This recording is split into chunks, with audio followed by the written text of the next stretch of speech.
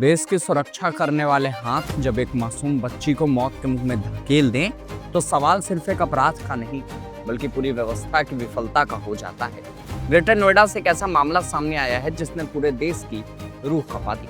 नमस्कार, आप देख रहे हैं सत्य भारत टाइम्स और मैं हूं आपके साथ विरूपाक्ष मॉडल। पश्चिम बंगाल के मालदा जिले से महज 10 साल की एक बच्ची दिसंबर के महीने में ग्रेटर नोएडा लाई गई। कहने को तो वो अपने ही रिश्तेदार के घर पर आई थी, लेकिन हकीकत कुछ और थी।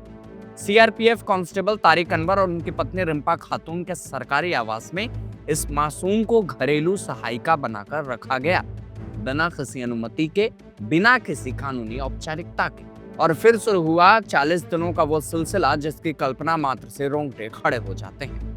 आज वो बच्ची नोएडा के मैक्स अस्पताल में वेंटिलेटर पर जिंदगी और मौत के बीच में झूल रही है। उसकी पसलियां टूटी हुई है, दांत टूटे हुए हैं, नाखून उखड़े हुए हैं, शरीर पर पुराने और नए दोनों तरह के घावों के निशान हैं और सबसे भयानक उसका होमियोग्लोबिन, जो एक स्वस्थ बच्चे में 12 से 14 होना चाहिए, वो घटकर महज 2 के आसपास पहुंच गया था।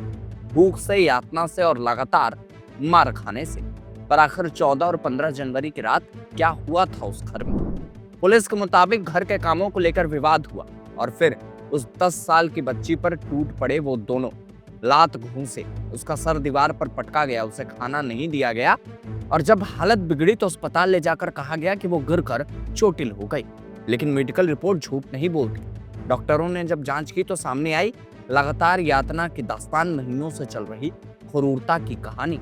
18 जनवरी को पुलिस ने दोनों आरोपियों को गिरफ्तार किया। भारतीय न्याय संहिता की धारा 110 के तहत हत्या के प्रयास का मामला दर्ज हुआ। सीआरपीएफ ने कांस्टेबल को तत्काल निलंबित किया और आंतरिक जांच शुरू की। लेकिन सवाल यह है कि क्या सिर्फ निलंबन और गिरफ्तारी काफी है? यह मामला सिर्फ एक अपराध नहीं है बल्कि कई गहरे सवाल खड़े करता है। पहला सवाल, सीआरपीएफ के सरकारी आवास में बिना अनुमति के एक बच्ची को कैसे रखा जा सकता है? क्या निगरानी व्यवस्था इतनी कमजोर है?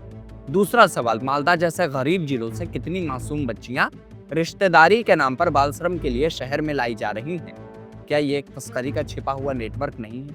तीसरा सवाल, राष्ट्रीय अपराध रिकॉर्ड ब्यूरो के आंकड़े बताते हैं कि बाल श्रम के मामले पिछले साल 15% बढ़े हैं, तो क्या हमारे सारे कानून केवल कागजों तक सीमित है? और सबसे दर्दनाक बात, इस बच्ची का परिवार, उसके पिता ने उसे छोड़ दिया है, उसकी मां मानसिक रूप से अस्वस्थ है, रिश्तेदार उसे अपनाने से इनकार कर रहे हैं। आज वो अस्पताल के बिस्तर पर लड़ रही है अकेली जिंदगी की जंग, ना कोई साथ देने वाला, ना कोई पूछने वाला।